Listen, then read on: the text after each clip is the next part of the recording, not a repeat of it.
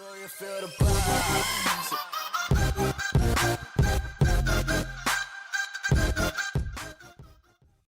What's up, YouTube? It's Carolina Calvin coming back to you with another video. And welcome to my NFL 2019 Week 7 recap between the Houston Texans and the Indianapolis Colts. Now, the Panthers are on a bye this week, so coming back in Week 8, I will be recapping that game against the 49ers. But I did a poll on Twitter, and this was the game that people wanted me to recap, so, this is the game I decided I was going to do. Now, like all games, I have to go back and watch them. You're able to catch some of them live or whatever, but there's so many going on at the same time. You just can't go into detail about just specific things in the game, who performed well, and just pointing out several different plays because there's so many games that you're watching. So that's why you got the Game Rewind, where you can go back and watch these games condensed very quickly. You don't have to worry about commercials and all that, like watching the game live. Starting with the Colts, the home team. Jacoby Brissett, 26 of 39, 326 yards, 4 touchdowns, no picks. Now, he did have a fumble in this game. Jacoby Brissett mostly through this game took what the defense gave him, and there were a lot of underneath throws that went for big gains. The Texans defense, specifically the linebackers, they were terrible in coverage. But Jacoby Brissett, he's going to take the underneath throws. Literally two of his 4 touchdowns. One was to T.Y. Hilton, which was like a pick play. They were on like the 2-yard line, so he only threw the ball maybe a yard, for a touchdown. And another one was an inside pitch to Pascal, the receiver, and he literally pitched it like 4 inches. You look at that play. So 2 of those touchdowns, couldn't honestly get any easier, and it was great play design, more so than what his ability. Now, I know people talking about, okay, the dude had 326 yards, he had 4 touchdowns, but you have to look at it. The Texans, that underneath coverage for the Texans was terrible. Now, if you look at a lot of games, a lot of those underneath throws are there. Now, quarterbacks who don't take them, who pass up on them, Jacoby Brissett's not one of those guys. He sees it, he's going to take it. And the Colts were able to get big gains, yards after the catch. Like I said, the underneath coverage specifically for the Texans linebackers was terrible. Moving on to the Colts rushing. Marlon Mack, 18 carries, 44 yards. Jordan Wilkins, 2 carries for 9. Jacoby Brissett had 5 carries for 6 yards. I don't like seeing this guy run. He's not that fast, and he's not a guy. They're not gonna get design runs or anything like that. It's just seeing him scramble is just, I don't know. It's not the best thing to watch. But the Texans did a good job against the Colts rushing attack. He only had 2.4 yards a carry, which as if you're a defense and you force a team to essentially 2 yards a carry, you did a great job in terms of run stopping. The Colts receiving. Pascal, 6 receptions, 106 yards, and 2 touchdowns. One of which I said was the inside pitch. T.Y. Hilton, 6 receptions for a touchdown. 6 receptions for 74 yards and a touchdown. Sorry about that. Eric Ebron, 4 receptions, 70 yards, and a touchdown.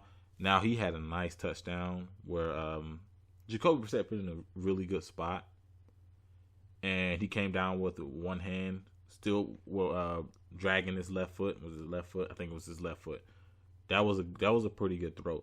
So Jacoby Brissett had some nice throws in this game. Not saying it was all dink and dunk. A lot of it was, and yards after the catch. But he did have some nice throws in this game. And I think the offensive line, definitely more so than Deshaun Watson, gave him time to, kind of go down the field and whatnot. And guys were making yards, they were getting yards after the catch. And they capitalized on their red zone trips, most of them. Now, that was a problem with the Texans in this game.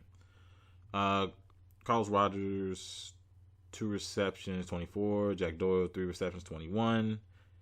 Nahemian Hines, If I'm saying his name wrong, I apologize. 1 reception for 13. Marlon Mack, 3 receptions for 12.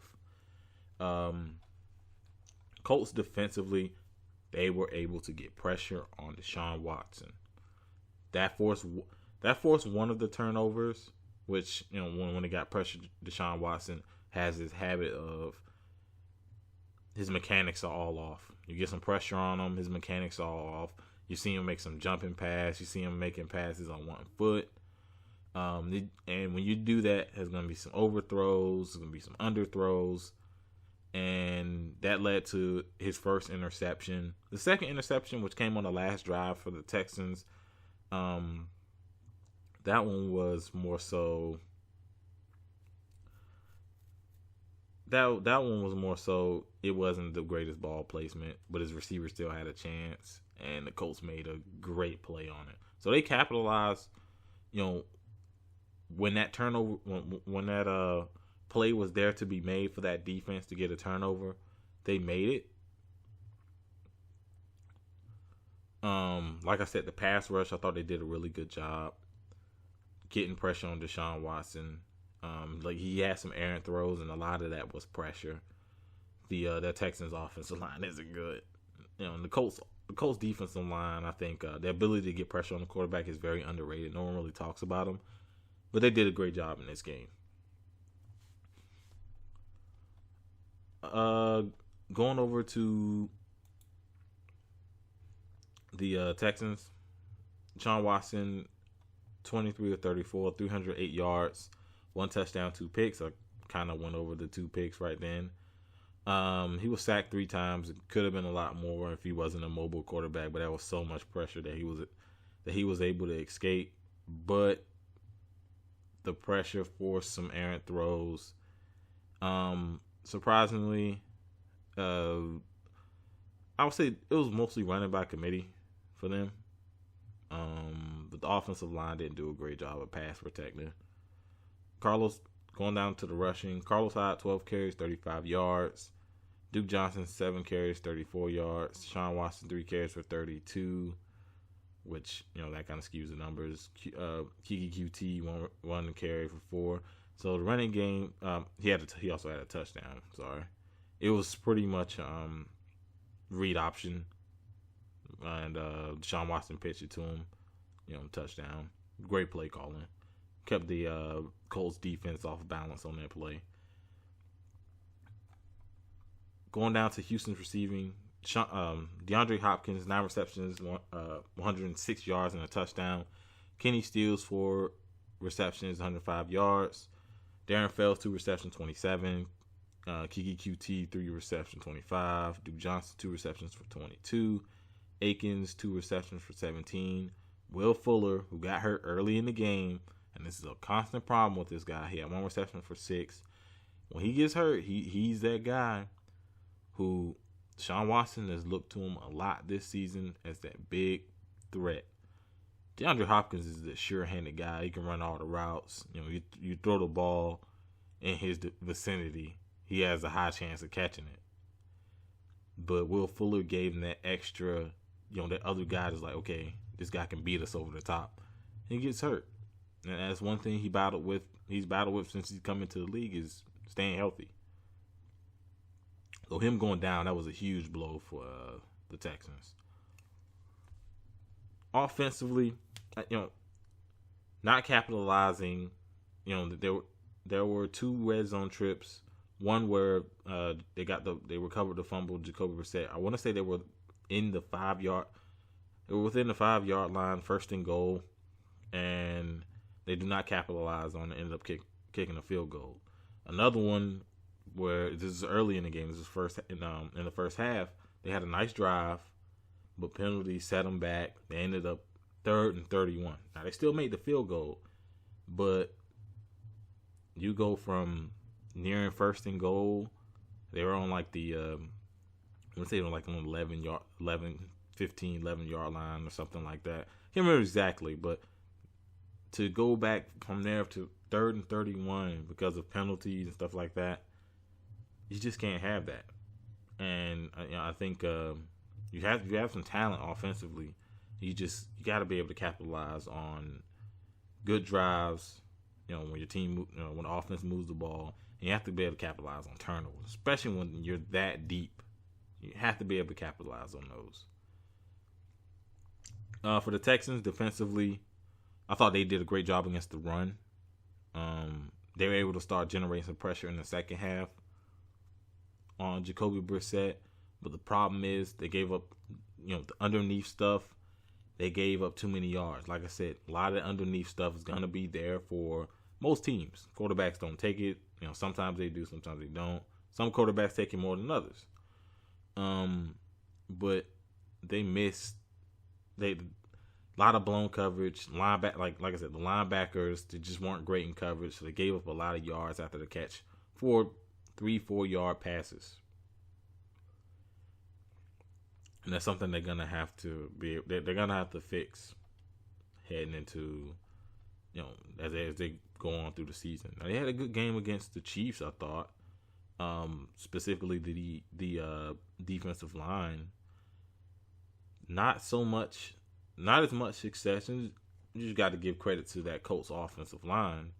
They didn't have as much success against that Colts offensive line, referring to the defensive line.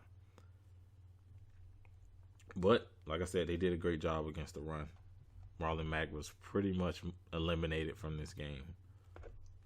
Looking at team stats, third down efficiency, the Texans were 4-12.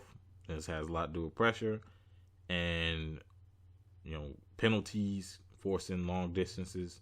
So, you third and long. Those are, the good teams try to get it to third and short. And these are the teams that are high. The teams that get to like the third and shorts a lot, they're the teams that's high in third down efficiency because the playbook's open. But you're third and long, you can only throw the ball.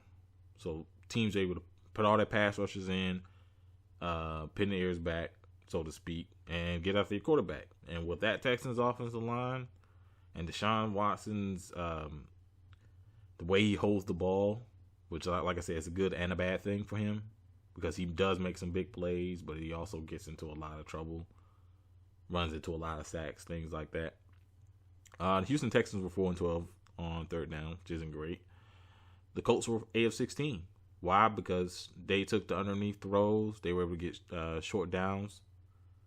And like I said, Jacoby Brissett's he's gonna take those short underneath throws, and guys are making plays after they got the ball. Fourth down, Houston 1 of 3. And it's another thing that you got to look at.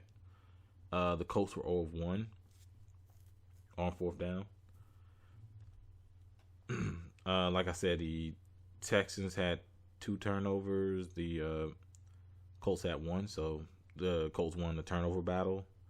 Penalties, the Texans had 10 penalties, 54 yards. I would say the drive where they had that great drive and they ended up 3rd and 31. That's when penalties really became a problem. They also had some big defensive penalties. One drive in which it led to a Colts score. So penalties were also a problem for the Texans in this game.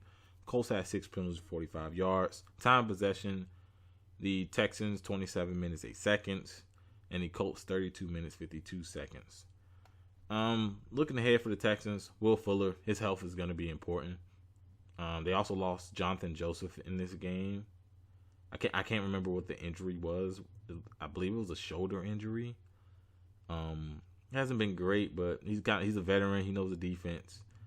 You like his leadership out there, and I don't know if he helps. With the defense was giving up. Like I said, a lot of that was on the linebackers with the underneath coverage. For the Colts, Jacoby Brissett, inconsistent. I mean, he's not going to turn the ball over a lot. So I will say that. He's not going to turn the ball over a lot. He's going to take the checkdowns. He's going to throw the ball away if nothing's there. So he's not going to turn the ball over a lot, but he's not a dynamic player. He makes some great throws in the red zone in this game, but he's not a dynamic player that you can, you get into the playoffs and you can beat a good team knowing that, okay, yeah, we got Jacoby Brissett. So no team, the Colts aren't saying that. They have faith in the guy. Obviously, he's, he's not making the big mistakes, and they've won some. They're 4-2. I don't think anybody would expect them to be 4-2 with Jacoby Brissett at quarterback. It was just that simple.